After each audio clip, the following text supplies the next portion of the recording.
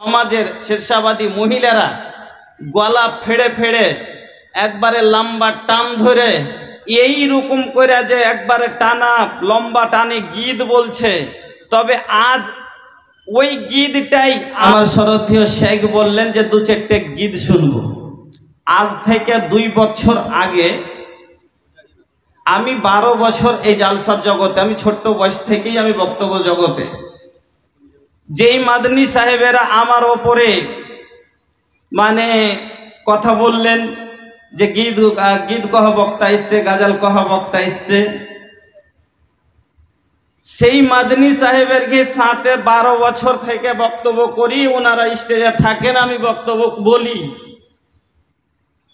জীবনে কোনোদিন একদিন বলে দেখ মানে মাদনী সাহেবের সামনে বা কোনো যেগুলো জামিয়াতের লোক আছে ওনারা যে বললেন যে আমার সামনে গীত বলেছে। আজ থেকে 2 বছর আগের ঘটনাটা, প্রোগ্রাম ছিল কাঢ়াগোলায়, আমাকে বিষয় দিয়েছিল বাইন্ধা সাদিকে গায়ের রসুমাত, বিয়েতে যত শরীয়ত বিরোধী কাজ, গায়ের রসুম মেয়ে দেখা থেকে বয়ান করতে করতে ওর মধ্যে যে আমাদের সমাজের শেরশাবাদী মহিলারা গলা ফেড়ে ফেড়ে একবারে লম্বা টান ধরে, যার সুর পর্দা, মহিলা মানে কি পর্দা, ওর আওয়াজও পর্দা, তারপরে এই রকম করে যে একবারে টানা লম্বা টানে গীত বলছে। তবে আজ ওই গীতটাই আমি সমাজের মহিলাদেরকে বুঝাবার জন্য যে তোমরা যে কথাগুলো বলছো শরিয়তে কোন জায়গাতে আছে, শরিয়তে কোন জায়গাতে আছে। রসুলের বিয়ে দেখান, সাহাবায়ের বিয়েতে দেখান, তাবের বিয়েতে দেখান, তাবের বিয়েতে দেখান, কোনো জায়গাতে নাই। শুধু এখন বর্তমানে আর মহিলারা এরা এগুলো বলছে শুধু হাসার জন্য, আর হাসে কেউ হাসার জন্য কেউ গুনাহ করে। এই গুনাহ করেছো, এই গুনাহটা একদিন জানের ওপরে ওয়াবাল হয়ে যাবে, তার সাজা কি শাস্তি কি আমি সবই বলেছি। কিন্তু তখন ভালো কথাটাকে মিটসিট করে লে, এখন কোনো খাই দোবারা কথাটাকে ঘাইটে মানে হর জালসাতে করা হয়েছে। আর কইছে যে জামিয়াত থেকে ওকে রোগ করা গেছে, তো ওকে যে আছে গীত কইছে তার লেগে। তো ভাইজান আপনি আমার কাছে হাদিস কোরআন শুনবেন তো, আমি শুধু ঠোস কোরআন ও হাদিস ছাড়া একটাও কথা আমি বলতে চাই না। আচ্ছা বক্তারকে কি জানে ডর নেই যে অপমান হওয়ার কি ওর শখ আছে? এদিক ওদিক কথা বলবে আর ওকে অপমান করবে, হ্যাঁ, তো এটা কি ওরা কোনোদিন চাই? ওটা তো কমিটির চাপে হয়তো কোনো জায়গাতে কোনো কথা বক্তারা বলে দেয়, সোশ্যাল মিডিয়ার যুগ ছেড়ে দিয়েছে ওকে। তবে যারা বুঝার তারা বলছে যে না, এ 2 মিনিটের লেগে ওকে ডাকেনি, 2 ঘন্টার লেগে ডেকেছে, তো 2 ঘন্টা দিলে না 2 মিনিট দিলে কেনে দেখলে হলো ইউটিউবারকে করা ধরা, না আর কথা মানা যাবে না। যা হোক, আমি আপনাদের সম্মুখে আজকে যে বিষয়টি নিয়ে আলোচনা করব সেটা হলো ইস্তেগফার সম্বন্ধে। আমরা যত মানুষ আছি সবাই গুনাহগার। গুনাহ করেছি না করিনি? নবীজি বলছেন, হাদিসের রাবি হচ্ছেন হযরতে আনাস রাদিয়াল্লাহু তাআলা আনহু, উনি বলছেন কুল্লু বানি আদমা খাতাউন ওয়া খায়রুল খাতাইনা তাওয়াবুন। আদমের যত সন্তান আছে সব হলো গুনাহগার, আর তার মধ্যে সব থেকে ভালো হলো কে? যে গুনাহ করার পরে তওবা করে, যে তওবা করে লাই, নিজকে শুধরিয়ে লাই, গুনাহ ছেড়ে দেয়, খালিস তওবা করে লাই, আল্লাহর নজরে সে হলো প্রিয়। তো আমরা যত মানুষ আছি বুকে হাত রেখে বলতে পারবো যে আমি কোনো গুনাহ করিনি? আছে এরকম কি? নাই। কোনো না কোনো গুনাহ আপনার আমার দ্বারাই অবশ্যই হয়েছে। কেউ জেনাতে আছি, কেউ জেনার গুনাহ তো করেছে, কেউ সুদের গুনাহে লিপ্ত আছে, কেউ তো ভাইয়ের হক মেরেছে, কেউ বোনের হক মেরে গুনাহ করেছে, কেউ চুরি করে গুনাহ করেছে, কেউ গাল দিয়ে গুনাহ করেছে, কেউ আরো বিভিন্ন রকমের গুনাহ করেছে। এই সব গুনাহ থেকে আপনাকে আমাকে তওবা করতে হবে। আপনি আমি নামাজ ছেড়েছি, রোজা ছেড়েছি, আরও অনেক রকমের গুনাহ করেছি। ওই সব গুনাহ থেকে আপনাকে আমাকে ইস্তেগফার করতে হবে আর আল্লাহর কাছে ক্ষমা নিতে হবে। ক্ষমা নেওয়ার জন্য ইস্তেগফারের শর্ত হলো 6টা। আমি আপনাকে पॉइंट पॉइंट করে কয়েকটা কথা বলছি, বেশি সময় নেই। भैया हमरा लगे 1 घंटा के टाइम बा। ये रउआ लोग के पता बा कि भोजपुरी सुनावे के वक्त नहीं खे, काहे के रात के कुल हिस्सा बीत गईल बा, 1 घंटा बचल बा, वही में रउआ लोग के हम भोजपुरी सुनाएम तो भैया हमार वक्त बीत जाई और हमके सुनावे के कुछ हदीस कुरान सुनावे के मौका ना मिली। इहे खातिर अब ना चंदा के ये कोनो कलेक्शन के टाइम बा और ना ही कोनो इधर उधर के बात कैला के समय बा। हम सिर्फ राउर आँख में नींद आ गई बा, लेकिन ये सूतल आँख के जगह के भैया 2-4 बात हमार सुन ली, शायद रउआ लोग के कुछ फायदा हो जाए। किछु फायदा यदि हो जाए, चोख पड़े जे घूमे तारपर एकटू चेड़े एकटू 2-4टा कथा शुने लें। गुनाह यदि माफ कराइते चान, तौबा যদি করতে চান, দিল থেকে তওবা করতে হবে।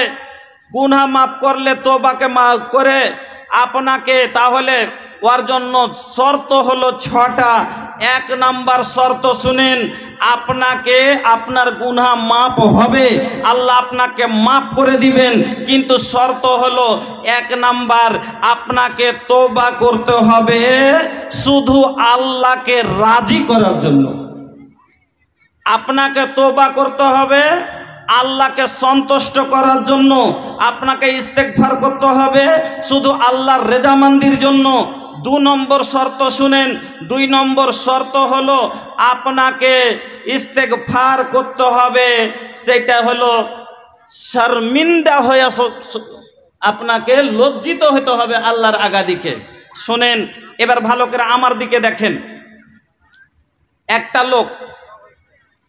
একটা লোক জেনা করেছে, এবার জেনা করার পরে বা চুরি করেছে, কোনো একটা গুনাহ করেছে। এবার সমাজের লোক ওকে বিচারে নিয়ে বসেছে। তো বিচার করতে বসে ভাই, এবার লোকটা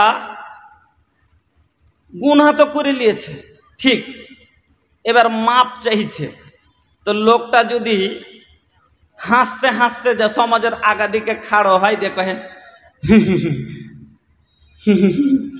আমি গুনাহ করেছি জি ভাই আমি গুনাহ করেছি, হাঁকে মাফ করে দাও। মাফ করবে? বলেন মাফ করবে কে না জুতা মারবে? গুনাহ করেছে, তারপরে সমাজে দাঁড়িয়ে ও হাসছে, হা হা করে হাসছে আর কইছে আমি তো একটা গুনাহ করেছি জি, তো তোমরা তো সব জানো, তো হাঁকে মাফ করে দাও মডল সাহেব, আমি আর গুনাহ করব না। মাফ করবে? করবে না।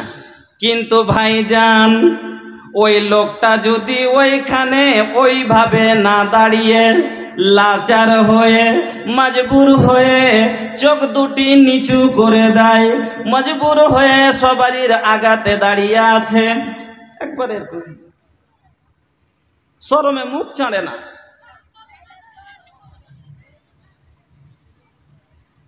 মরল বুঝতে পারিনি, করে দিচ্ছি ভুলটা, মাফ করতে।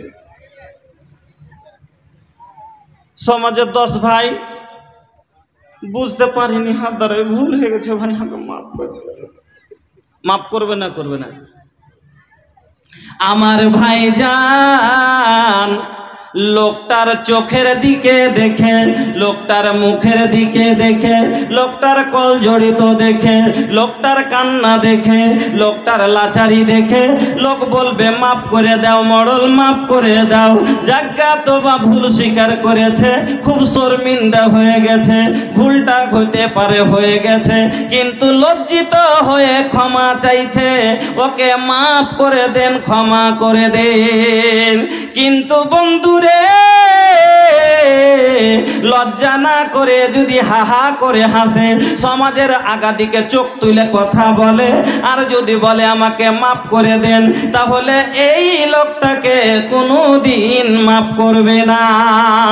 ওই রকমই গো ভাইজান, আল্লাহর কাছে যদি ক্ষমা নিতে হয়, আল্লাহর আগা দিকে আপনাকে লাচার হতে হবে। মসজিদে বসে নিরঞ্জন নিরালাই বসে আল্লাহকে বলে, আল্লাহ আমি বুঝতে পারিনি গো মাবুদ, আমার দ্বারাই ভুল হয়ে গেছে, আমি ক্ষমা প্রার্থী, আল্লাহ তুমি আমাকে ক্ষমা করে দাও, আমি আগামীর জন্য সতর্ক হয়ে গেলাম। আমার বন্ধুরা, 3 নাম্বার শর্ত হলো আপনাকে ওই গুনাহটা ছেড়ে দিতে হবে, আর জীবনে করতে হবে না। যদি আপনি অন্তর থেকে এটা বুঝে ইরাদা করেন যে এই গুনাহ আমি করেছি, আর কোনোদিন করব না, তাহলে আপনাকে আল্লাহ মাফ করবেন। 4 নাম্বার শর্ত হলো আপনার তওবা কবুল হওয়ার জন্য যে আপনাকে আগামী দিনে আল্লাহর নাফরমানি থেকে বাঁচার পাক্কা ইরাদা করতে হবে। 5 নাম্বার আপনাকে বলি ভাইজান, আপনার গুনাহ মাফ হবে, কিন্তু শর্ত হলো কি? শর্ত হলো আপনাকে যদি হুকুকুল ইবাদ আপনার থাকে, কোনো বান্দার যদি আপনি হক মেরে থাকেন, কাউকে মেরে থাকেন, কাউকে গাল দিয়ে থাকেন, তাহলে কিন্তু তার কাছে আপনাকে ক্ষমা নিতে হবে। একটা হলো হুকুকুল্লাহ, আর একটা হলো হুকুকুল ইবাদ। আল্লাহর হক, একটা হলো বান্দার হক। আল্লাহর হক, নামাজ পড়েননি, আল্লাহ যদি চান মাফ করে দিবেন। আল্লাহর হক, রোজা করেননি, আল্লাহ চাইলে ক্ষমা করে দিবেন। আমার বন্ধু, আল্লাহর হক যেগুলো আপনি যদি না করেন, আল্লাহ চাইলে ক্ষমা করবেন, না চাইলে শাস্তি দিবেন। কিন্তু বন্ধুরে, কোনো মানুষের যদি হক তালফি আপনি করে থাকেন, কোনো মানুষের ওপরে যদি আপনি জুলুম করে থাকেন, তাহলে ভালো করে শুনেলেন, যতক্ষণ পর্যন্ত ওর কাছে আপনি ক্ষমা না নিবেন, যতক্ষণ পর্যন্ত ওর কাছে আপনি মাপ না নিবেন, আপনার পড়োশিতে একটা গরিব লোক আছে, আপনি গরিব পেয়ে তার উপরে জুলুম করলেন, তাকে মারলেন, তাকে পিটলেন, তার সাথে খারাপ ব্যবহার করলেন, তো বন্ধু যতক্ষণ পর্যন্ত ওই গরিবটার কাছে আপনি নেতা হন না কেন, আপনি মুখিয়া হন না কেন, আপনি কোনো বড় লোক হন না কেন, ওই গরিবের কাছে যতক্ষণ আপনি ক্ষমা না নিবেন, আপনার এই গুনাহ আল্লাহ ক্ষমা করতে পারবে না। এটা বান্দার হক, আল্লাহ মাফ করবেন না। এই জন্য বন্ধু ইস্তেগফার করতে হবে। গুনাহ আপনার আমার হয়ে গেছে, তাহলে শুনুন, আপনার জীবনে আমার জীবনে কত রকমের গুনাহ আছে। আজকে আমরা তো গুনাহকে গুনাহই মনে করি না, আমরা গুনাহকে গুনাহ দেখি না। আমার বন্ধুরা, হাদিসের রাবি হচ্ছেন আব্দুল্লাহ বিন মাসউদ রাদিয়াল্লাহু তাআলা আনহু। হাদিসটা শুনেন, খুব সুন্দর হাদিস। আব্দুল্লাহ বিন মাসউদ বলছেন, গুনাহকে মুমিন, যারা মুমিন হবে তারা গুনাহকে কি নজরে দেখে, আর যারা ফাসিক ফাজির হবে ওরা গুনাহকে কি নজরে দেখে। আব্দুল্লাহ বিন আব্বাস রাদিয়াল্লাহু তাআলা আনহু বলছেন, শুনেন, আল্লাহ পাকের নবী বলছেন, ইন্নাল মুমিনা ইয়ারা জুনুবাহু কান্নাহু কায়েদুন তাহতা জাবালিন ইয়াখাফু আইয়াকা আলাইহি ওয়া ইন্নাল ফাজিরা ইয়ারা জুনুবাহু কাজবাবিন মাররা আলা আনফিহি ওয়া কালা বিহি হাকাজা। কালা আবু সিহাব বেয়াদিহি ফাওকা আলা আনফিহি। আমার বন্ধুরা, এত সুন্দর হাদিসটা ভালো করে শুনে যান, জীবনে কাজ দিবে। আল্লাহ পাকের নবী বলছেন, মুমিন গুনাহকে কিসের নজরে দেখে?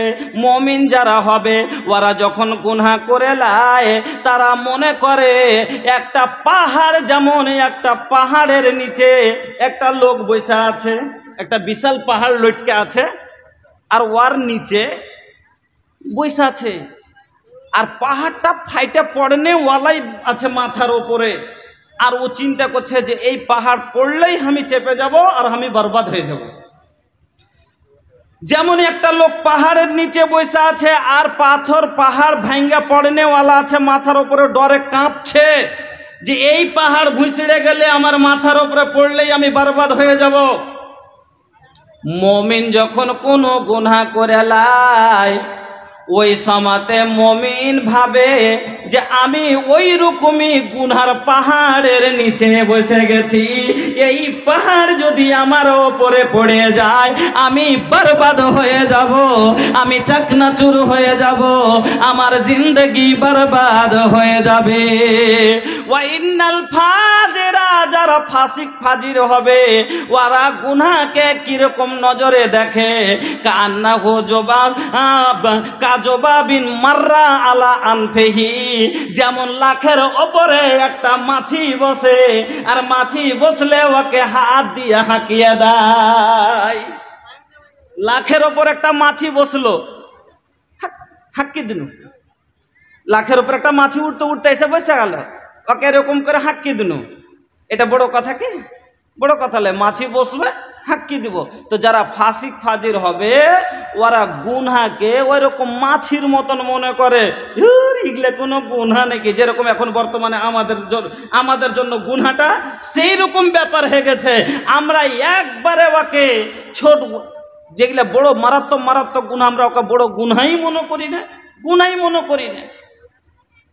आखिरत के खातिर सोचा ये हो मोर भाई हो, का कर बये हो भैया इतना कमाई हो, इहे माल तहरा एक दिन जहन्नम में ले जाई हो, का कर बये हो भैया इतना कमाई हो। जगह जमीन सोना चांदी और रुपया रह जाई सब यही जे बाबू हो कमैया। जगह जमीन सोना